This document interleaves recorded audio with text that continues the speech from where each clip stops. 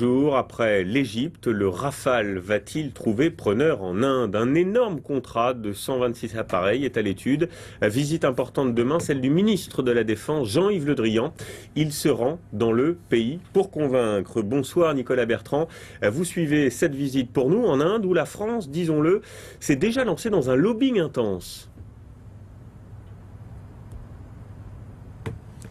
Oui, tout à fait. Jean-Yves Le Drian commence à bien connaître New Delhi. Il était déjà là au mois de décembre, il revient encore demain, mais en toute discrétion. Pas question de connaître son emploi du temps, ni même d'obtenir un rendez-vous avec lui. Ici, nous ne sommes pas du tout dans le contexte égyptien où tout était allé très vite.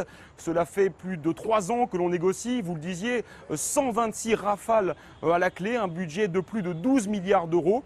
Alors, tous les moyens sont bons pour le constructeur Dassault Aviation, y compris des campagnes de communication intenses, comme vous allez le voir dans ce reportage tourné avec Antoine Husser. Depuis quelques mois, il s'affiche sur toutes les télés. Et jamais autant de journalistes indiens n'ont pu approcher d'un Rafale. Invités sur des bases françaises ou comme ici dans le nord de l'Inde et encadrés par des pilotes des deux pays, tout sourire. Nous avons eu la chance de voler dans leurs avions et ça s'est très bien passé, malgré la chaleur et la météo. Vishnu Som de la télévision nationale indienne a lui-même volé dans un Rafale, ce qui est très rare pour un civil. Invité par Dassault en France sur la base de Saint-Dizier.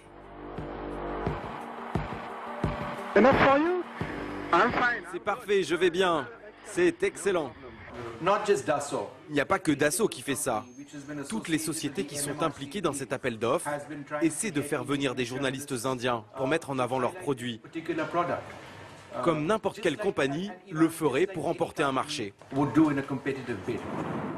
Opération de communication d'un côté, très discrète négociation de l'autre. Le ministre de la Défense, Jean-Yves Le Drian, arrivera en Inde demain. Il y était déjà en décembre. Mais loin des micros et des caméras, voici les 3 seules photos qui existent de sa visite. Car les risques d'un échec sont là. Il y a d'abord l'épineuse question du transfert de compétences voulu par New Delhi. Et puis le ministre indien de la Défense semblait dire il y a quelques jours que le Rafale était finalement trop cher.